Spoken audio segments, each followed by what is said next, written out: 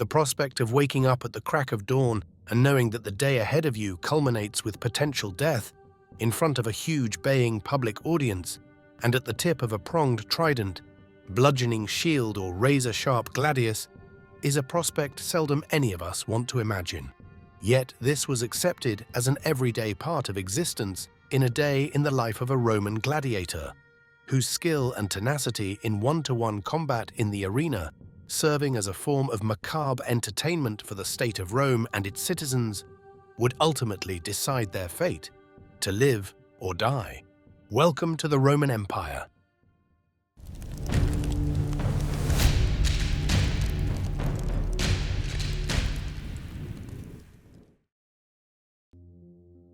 The route to being a gladiator. The route to ending up in a nightmare situation such as this had many origins, none of them pleasant or worthy of fame. The most common was slavery criminals, prisoners of war, conquered peoples, or those deemed enemies of the state, could all become slaves, forced to serve as crucial sources of manpower in many aspects of Roman life, particularly in agriculture, construction, and entertainment. These slaves could then be either sold or assigned to gladiatorial schools by their owners. In ancient Rome, there were also markets specifically dedicated to the buying and selling of slaves, where buyers, including lanistas, gladiatorial trainers or managers of arenas, wealthy citizens and traders, would purchase slaves for various purposes, including labor, household service, and entertainment. Historian Norman E. Gardner refers to these slaves as merely existing for the spectators, and Carlin A. Barton harshly mirrors this in his view that the gladiators were crude, loathsome, doomed, lost, utterly debased by fortune, a slave, a man altogether without worth and dignity, almost without humanity. Despite the overwhelming number of gladiators arising from slavery, there were some fighters who surprisingly volunteered for the role. Volunteering could stem from some form of financial desperation, or as a chance to escape a dire situation, or perhaps even to gain potential fame and rewards associated with successful performances and public recognition. However, this ambition was an exception to the rule amongst free men and women due to the social stigma attached to being a gladiator. Gladiators were marginalized by Roman society, having sworn the gladiator's oath known as Sacramentum Gladiatorum, effectively renouncing their previous rights as a citizen of Rome. While they were celebrated as skilled athletes and popular entertainers, they were also seen as social outcasts. Although some gladiators could gain fame, wealth, and even eventual freedom through their performances, these opportunities were very rare and often the result of great personal risk. Ultimately, they lacked the rights and freedoms afforded to free citizens, and their occupation was seen as beneath the dignity of respectability. Yet they were likewise admired for their physical prowess and bravery in the arena, as such occupying a complex social status that was both admired and stigmatized. Ludi Gladiatorium.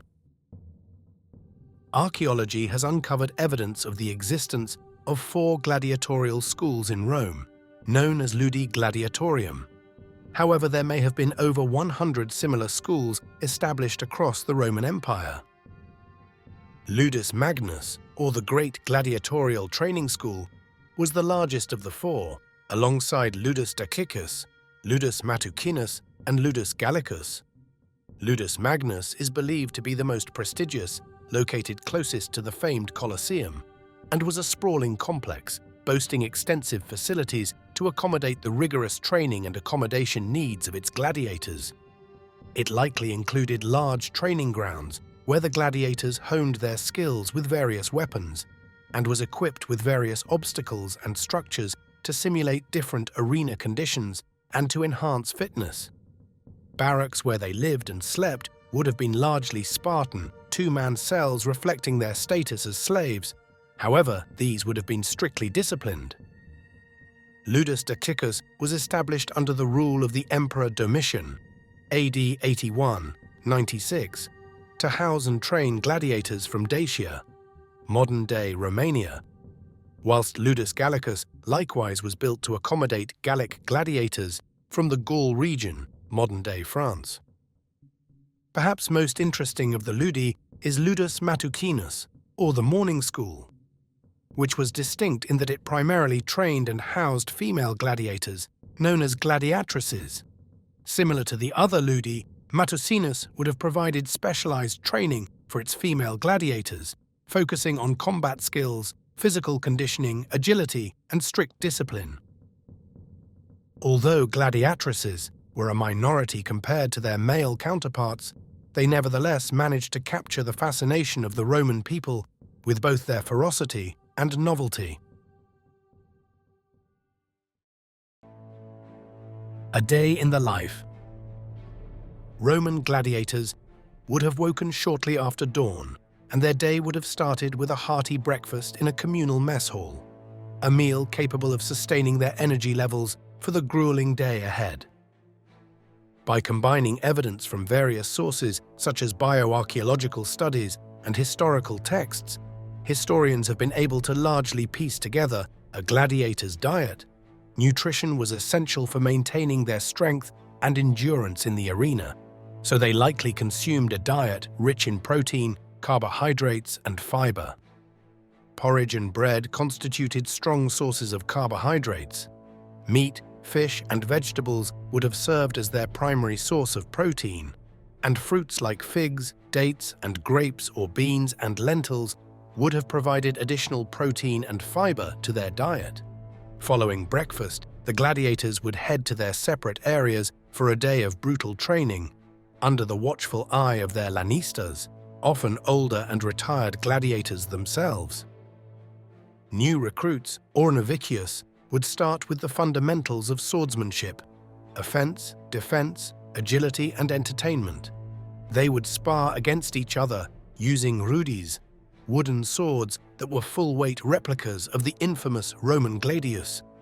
Sparring with the rudis allowed recruits to effectively practice proper grip, stance, footwork, and striking or parrying techniques without the dangers of a real blade.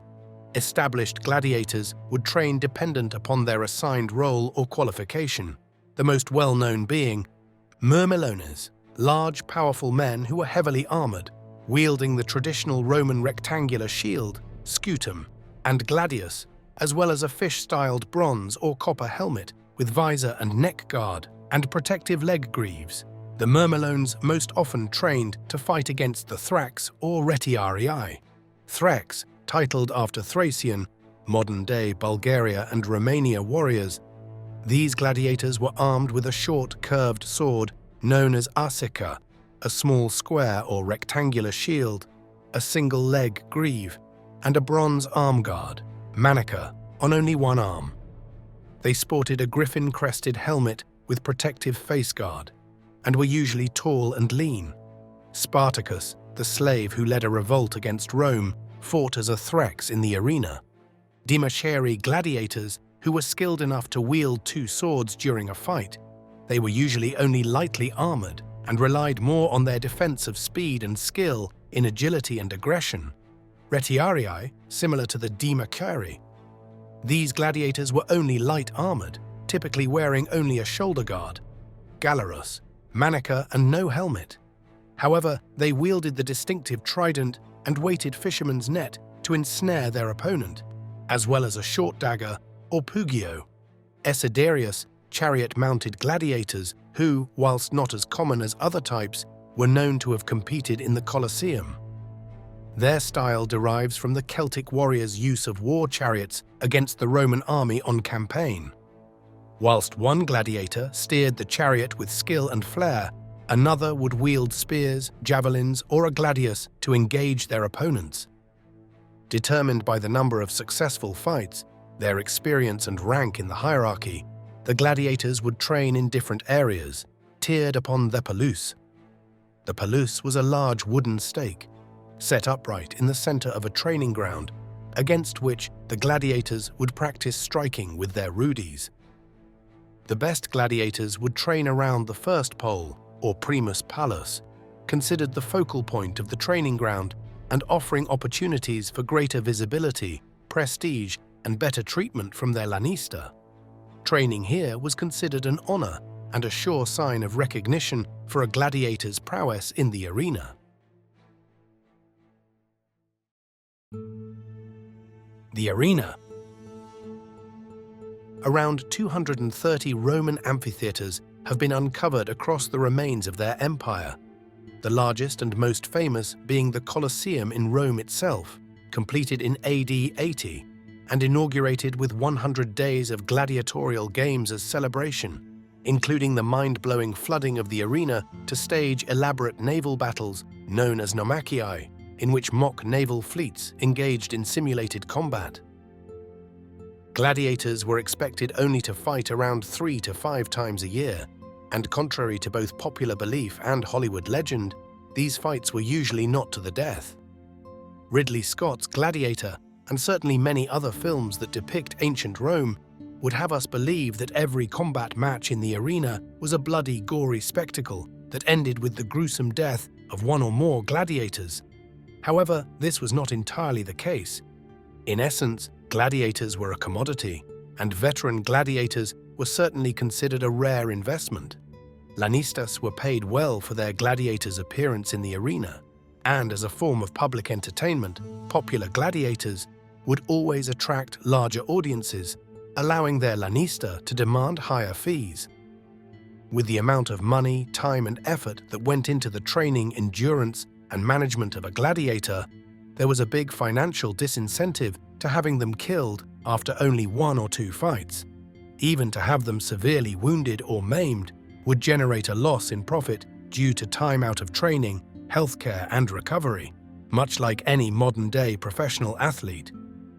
In the 1st century AD, historians estimate an average gladiator would survive fewer than 10 matches, although in rare circumstances some are believed to have survived over at least 30, such as the gladiator Flamma, mentioned in a funerary inscription discovered in Rome that states he fought 34 times, won 21 victories, drew 9 times, and was granted his freedom no less than 4 times.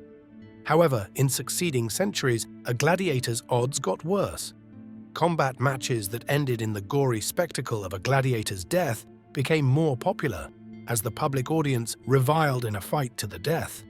Scholar Ludwig Henrik Friedländer puts this down to, quote, a degeneration of taste. They, the audience, no longer took pleasure in dances, pictures, and statues, but in death and wounds and fights as the most precious spectacle. Ave Imperator, Morituri te Salutant. When it came to one of their annual fight days, gladiators would have been already training twice as hard in the run-up to the event, honing their agility, reflexes, and swordsmanship. Dependent upon the arena, considerable travel may have been required, and this would have added to the build-up. On the day of combat, the gladiators taking part in the matches would have been led into the arena as part of a ceremonial procession, known as a pompa, essentially a pre-game parade.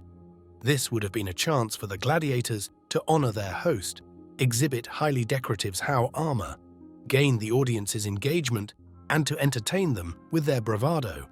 Following this, the fights would begin.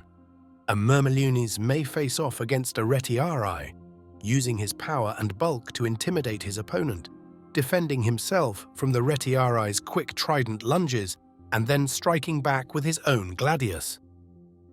His scutum would prove a potent defense compared to his lightly armored opponent, and may just give him the edge.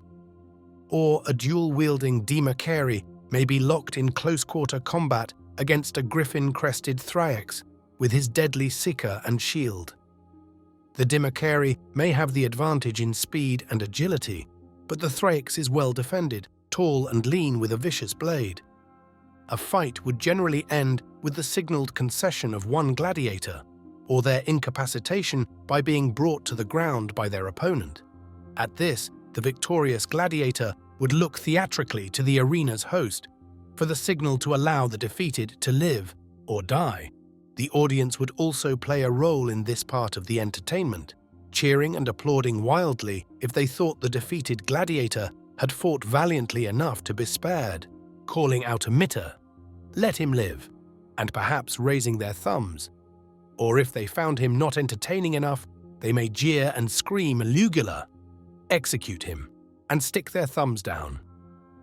Despite this audience interaction, as mentioned earlier, it is unlikely that the gladiator would have been killed, at least if he was a decent enough fighter or a potential prospect.